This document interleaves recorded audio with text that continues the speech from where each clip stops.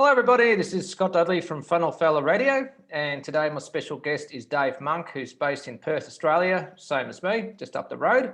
And he's the founder and creative director at Podcast West, which is a podcast coaching service.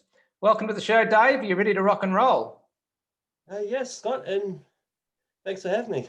You're welcome. Let's get stuck into it, eh? All right, so let's start off with your beginning and how you got into marketing and podcasting in particular, why you chose that one.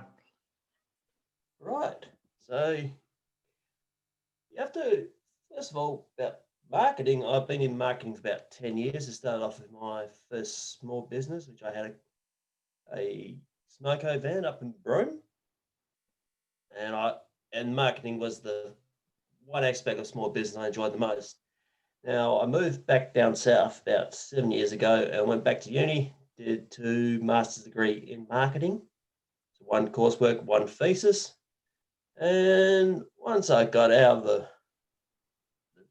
education system, I just realized that the job market wasn't what it was cracked up to be. So I started my business. I started off with a social media agency.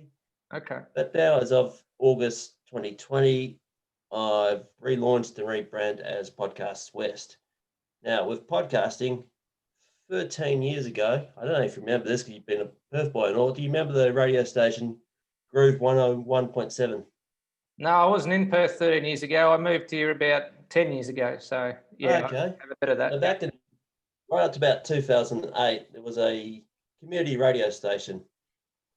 It's called Groove 101.7. It was a youth-focused hip-hop station that lasted about 7 years until one of the major commercials dropped us into ACMA and closed us down. Anyhow, that's where I got my break in audio. I was the co-host on Sunday Morning Madness, which was the comedy program.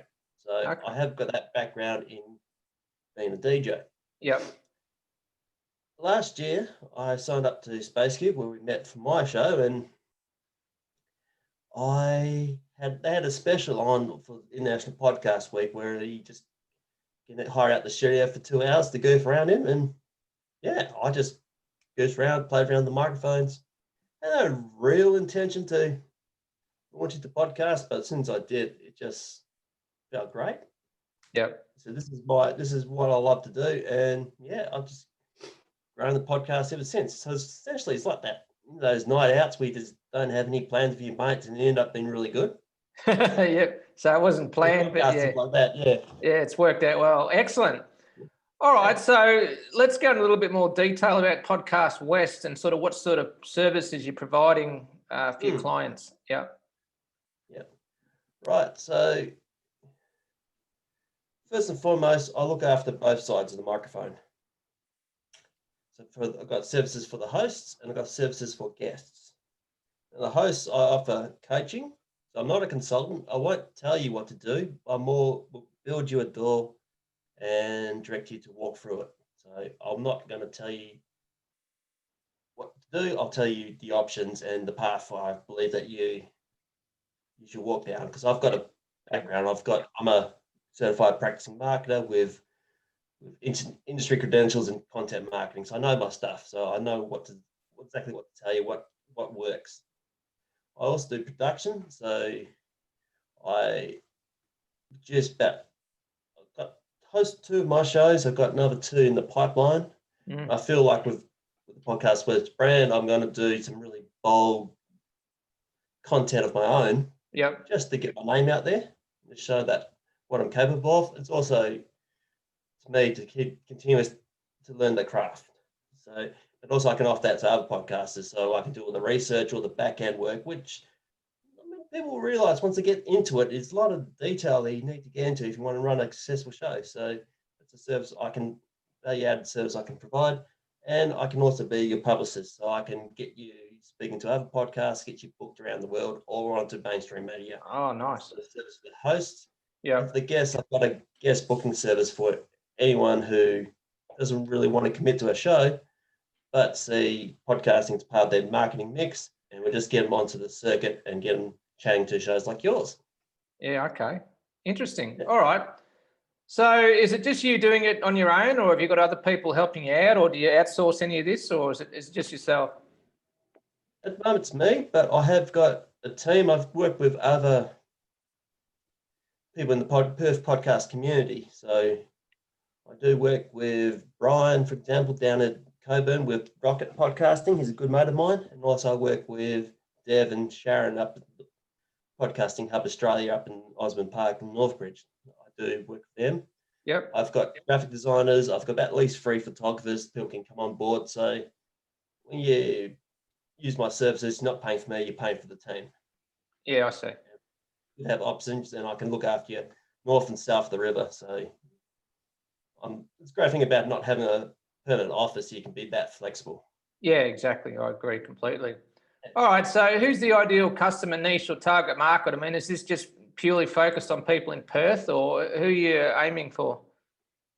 Well, the best thing about this, even though I'm sitting in my bedroom in Perth, I can potentially go worldwide with this and work virtually with anyone in the world who is interested. Yep. Ideally, I would like to have Perth locals on board because, after all, it is Podcasts West that's Yeah.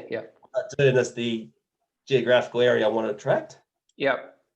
Essentially, I'm looking for white collar experts, but my favorite anagram, and this is what I like to target myself as, is anyone with a pie. So passion, interest, expertise. Ah, okay. When you come down to me and have a first initial consultation over coffee or a beer, I want to make sure that your topic is something that you really feel strongly about, and you can talk 2 to 3 years about it. Yeah. It's a long-term. You want to think long-term relationship. Yep. It has to be sustainable. I don't want you to go along and talk about it for 6 months, run out of things to say, and just quit. Yeah. Not going to go anywhere in life if you want to do that. But also, one thing I'm looking down to further down the track as well is work alongside journalists. I want to bring a bit of journalistic integrity into Podcast West. So Yep. that's the sort of people I want to attract. And my main referral partners are fellow digital marketing agencies, business coaches, and like networking associations. Ah, okay. Interesting. All right. So tell us about one of your most successful podcasting students so far. I mean, without actually naming the person, and sort of what sort of results they've been able to achieve working with you. Yeah, well, I've recently taken a young fella on board. He's only 18, but he's on the NDIS. Ah, okay. He's got cerebral palsy, but don't let that fool you. Yeah. This kid is absolute a content marketing genius. He actually makes Z-grade horror films on his mobile with his mates. Okay. They're pretty good. Little with no budget, and Yep. he's very gifted. So Okay. I'm going to launch his show in February. I've just started with him like a couple of weeks ago. Yep. But for me, this is just PR gold. This is going to make me shit rainbows. I mean, Yeah. it's just the sort of stuff that gives my name, my brand really good publicity. And I go to mainstream media nationally with this story because it's a feel-good story. Oh, for sure. Yeah, absolutely. All right. So if we just pivot a bit to, and we talk about monetizing a podcast. So, I mean, ideally the ultimate goal for most people that want to start a podcast is to monetize it. But of course, like as I've realized, it's in the beginning, it's when you're just starting off from scratch, it's almost impossible to actually make money from a podcast, which is why you've got to have that long-term approach, which we were talking about before. So have you got any sort of tips that you could provide to help people that want to get into podcasting to actually start making money from it? Create value first. Don't worry about, you got to have that trust. So your first couple of years, you got to build up your audience. You got to build up your credibility. You got to build your podcast brand before they can even start to begin money with you. Yeah. Otherwise, you feel like you're mugging strangers on the train and you start asking for $5 all the time. It's not how it works. Yeah. So it's kind of like sex. If you rush it, it's going to be crap. But if you think long term, and you build that value, you build that trust, and you create super fans, then they will pay anything to buy your stuff. Also, another good tip as well is don't worry about advertising until you hit 50,000 downloads. Ah, okay.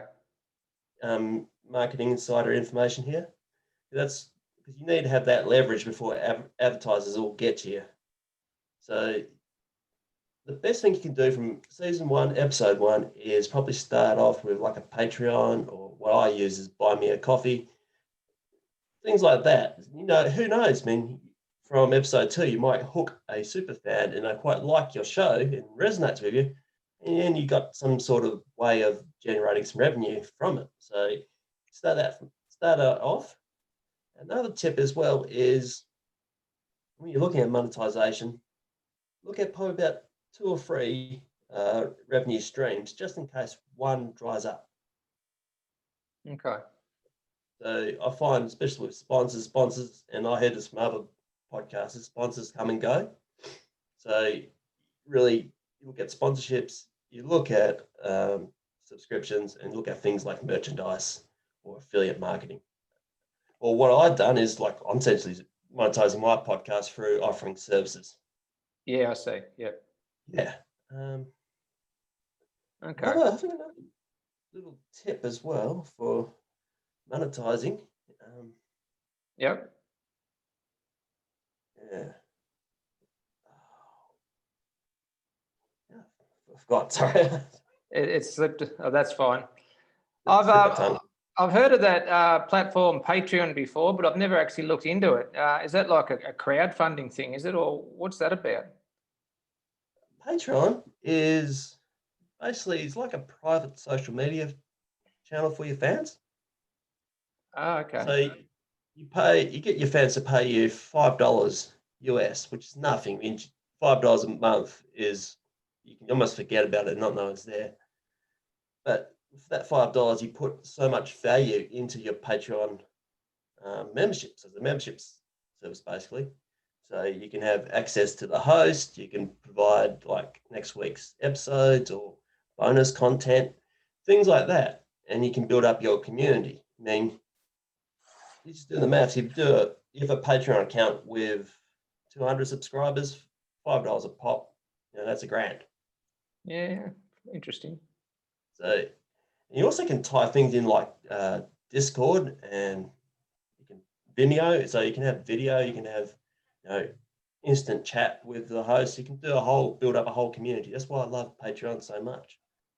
Okay, I'll have to check it out. That sounds fascinating. It might be something that even I could use because I've been doing this for about a year now. So Yeah. who knows? I'll check it out. The other All good right. alternative it's got is buy me a coffee, which is like Patreon, but you can have the option of giving a host a tip or a donation. Okay. I haven't heard of And that one, but yeah, I'll check that one out as hook it well. up to PayPal or Stripe. So Okay. Yeah. a viable alternative, yeah. Cool. All right then. So what are your favorite online tools and platforms you use to run your business? I mean, you must use something like a Libsyn or something to actually host the podcast. So what do you like? Well, I host my podcast on podcast.co, and Oh, yeah. yep, so big shout out to James if he's listening. I swapped over about May this year, and I haven't looked back. My numbers have gone through the roof. I think their distribution algorithm is superior to anyone else I've found. I've played around with Anchor, I played around with Buzzsprout, I played around with Whooshka, but none's getting the results as podcast.co. I also like what we met on Matchmaker, which I think is just the most brilliant secret weapon in the podcasting world. Yeah. And I do encourage everybody, even though you don't want to really be a host of a podcast, just to get onto it if you want good publicity for yourself and your brand. I also, for my business, this is probably more and more into creating quality content, is I use Source Bottle a lot. What's that? Source Bottle is it's a PR service. Okay. That read by most of the major media outlets in Australia. Yep.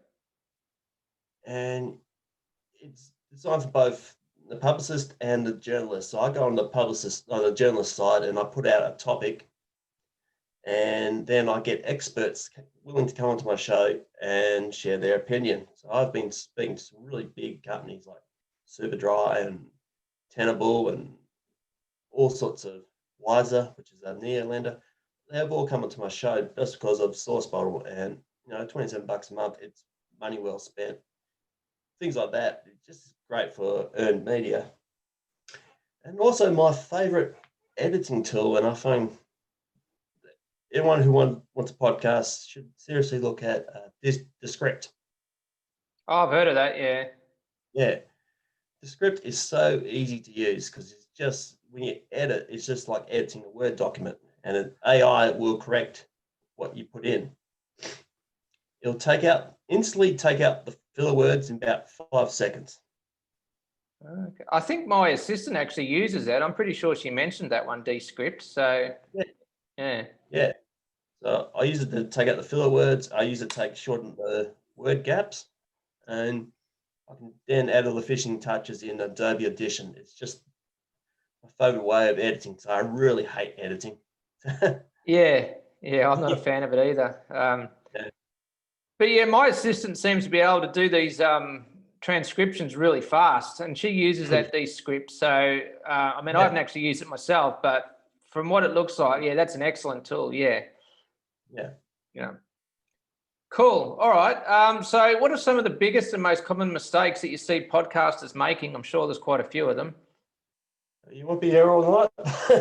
Well, just the most common, yeah, not all of them, but the ones that stand out, yeah. Well, first and foremost, nip perfectionism in the bud. Okay. Before you even start, a lot of people, there's about 1.5 million podcasts in the world. I can guarantee there's probably about 15 million people wanting to start one, but are still waiting for that perfect moment or waiting for the content to be perfect before they publish. Yeah. This is the biggest hurdle and the biggest mistake most beginner podcasters make. Yeah. So my advice is just publish it, because series 1, episode 1 of relatively unknown podcaster would not get that many downloads. In fact, my show, episode 1, only had 3 downloads. So, and until you get it up to a good number and you get that audience growing, you can make mistakes. You can listen, reevaluate, and just slowly progress. I think Wayne said that a delayed, continuous progression is better than delayed perfection. Yeah, I'd agree with that. Yeah. Another one I really gets my goat and is that people are not publishing enough or regularly. So they just put one out here, put one out there. One episode in April, another episode until September. It's not that consistent and regular enough, especially if you've got a good show going and you're just letting down your fans. After all, you're a podcaster. You're actually having a community service here, so you need to put the community first. Another one is focus on numbers. I think people should more concentrate on quality rather than quantity. Again, if you're new and you're just seeing the numbers are quite low and it puts you off, don't let that put you. We all have that same, growing pains. Yeah, absolutely. Your numbers will come. Yeah, your numbers will come. You just have to wait. Don't expect instant results. It's not that type of game. Yeah. My last little mistake, and this is especially for those who's first starting out, is just rambling on your show and having a show that goes over an hour when you're not that well known. Over an hour, gee. Yeah. Well, some people go for 2 hours. I mean, Joe Rogan goes for 2 hours, but he's Joe Rogan. He can get away with it. He's well known. Two hacks who talk about video games of 2 hours in suburban Brisbane, and all they're going to talk about is burritos for 50 minutes. It's going to turn people off. So just get to the point and have a good chunk minute. 30-minute show is just all you need. If you have 2 hours of content, break it up. People got a short attention span. So exactly, yeah. For me, I find the sweet spot is between 20 and 30 minutes, Mm. and that's perfect, I reckon. Yeah, Same here. yeah. Okay, so what's the biggest challenge that you consistently have to face while running your own business? Well, considering that Podcast West has only started in August this year, it's just maintaining relevancy because Yeah, the first 2 years of my business essentially is just building up my brand. yeah, So I'm here. That's why I'm going on to all these different shows and going all to these network events and stuff like that. Not to really jump up business, it's just to show people I'm here. This is where I am. I'm approachable, and I'm being a pioneer of this sort of marketing in Perth. And I yeah, want people to think of me top of mind when it's their time to start a podcast. That's yeah, my main challenge, is my main hurdle to overcome. yeah, It will overcome. Look, I'm optimistic. It'll break. yeah. Just have to maintain it. That business that you had before, what was it, 12 Hats? Does that sort of, was that anything to do with podcasting or was that something completely different? It was mainly a Facebook / Instagram agency. Ah, that was like social media. Yeah, I see. Yeah. Yeah. So the problem is, and this is why I kind of pivoted, because back in March when the pandemic was declared, Yeah. I had a lot of small businesses who didn't really value marketing, and I lost 2/3 of my clientele overnight Oh, gee, because of the pandemic. Yeah. for the pandemic. Some businesses were closed down by the government, but others just jumped ship. Mm. So I really had to do something. I really had to just go back to the drawing board, go back into something I love, podcasting, and just pivot. So none of the customers from 12 Hats would have come with you onto Podcast West because it's a completely different thing, isn't it? Absolutely. Yeah, yeah, I So see. Yeah. people Okay. go into social media think it's a short-term thing, well, whereas podcasting is generally a longer-term commitment. Yeah, okay. Fair enough. All right. So what are you curious about or researching right now regarding podcasting or just digital marketing in general? Well, I've got several new shows coming up, and I'm doing a lot of research right now. Funny you mention it. So Okay. I've got a spin-off of 12 Hats Radio called The Friendly Futurist, which I'm going to launch in February next year. I'm also applied for a TED Talk, mind you. Okay. So Cool. and it's going to be a spin-off because I've done some special investigations for 12 Hats Radio over the last year or so. Now it's just going to be where all my investigations are. And this is just going to be one topic, one per month, and about 4 episodes on that topic. Mm. I'm covering things like biohacking, blockchain, Okay. technology, quantum computing, general AI, things like Yep. that. Things where the future lies. Also social change, so the future of work, and of plastics, things like that. So that's Mm. what I'm really going to focus on, and you go keep curious in this game. The other Yeah. project I've got is more to do with coffee. Okay. Passion Interesting. project. Okay. And I'm actually going during the Christmas break. I've got a farmer lined up in / suppliers lined up in Bolivia, Colombia, and Brazil at the moment. Nice. And basically, the whole idea behind this is just to get people to care about where their coffee comes from the cherry to the cup. So we're going to introduce the country. We're going to introduce the farmer, get them to just talk. I'm just going to sit there, let them tell their story, and just show how much of a struggle it is to get from the developed world into your local cafe. And I've been blessed. I have some contacts with some big coffee roasters here in Perth and over in Melbourne who put me in touch with these people. So I've been quite fortunate that way. And this is also a project I can use and can on sell to other, like, additionally primary producers like farmers and also your brewers, your winemakers, people like that. Yeah. It's a good framework to sell on. Yeah. Okay. Interesting. All right. So who are your marketing idols or the biggest influences on your career? Well, I've got quite a few. First and foremost, I'm a huge fan of Bruin, and I've been watching Bruin since started back in 2008, and Todd Sampson is really my marketing hero. Okay. I really like his philosophy. I really like his attitude to life, and I think he's quite an inspiring bloke. Especially where he came from. But also outside Australia, I do listen to a lot of Gary Vee, and I Oh, do yeah. pay attention to a lot of Pat Flynn as well. Oh, yeah. Pat Flynn, he's big on podcasting as well. Yeah. Hmm. Yeah, I can Yeah. relate to Pat Flynn because Pat Flynn, during the Great Recession, was made redundant and he went into podcasting. Yeah, that's right. Yeah. Yeah, and he's like me. He's a bit of an introvert, and he just built himself up. And I think what he's done is quite inspirational. He's doing pretty well now, that's for sure. Hmm. Yeah, Yeah. absolutely. Yeah.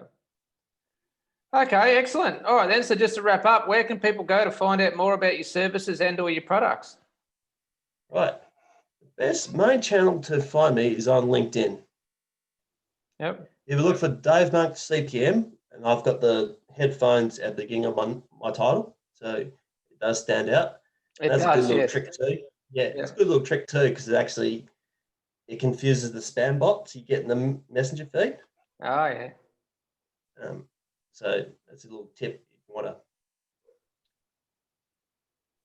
if you value privacy like I do. So Yeah. LinkedIn, I also have a active company profile on LinkedIn for Podcast Wests. I'm also quite active on Instagram. And go onto my website, podcastwest.com.au. Yep. Or listen out for my shows. That's probably the best way you can do it. 12 Hats Radio. My other second published show is called The Bunker List. And so just listen out, give them support, just give us a download, and wherever possible, give us a 5-star review on Apple because that's the way you can grow. Yeah. Especially for small independent media like me. Cool. All right then. Thanks for being on the show, Dave. Really appreciate your time. Take care.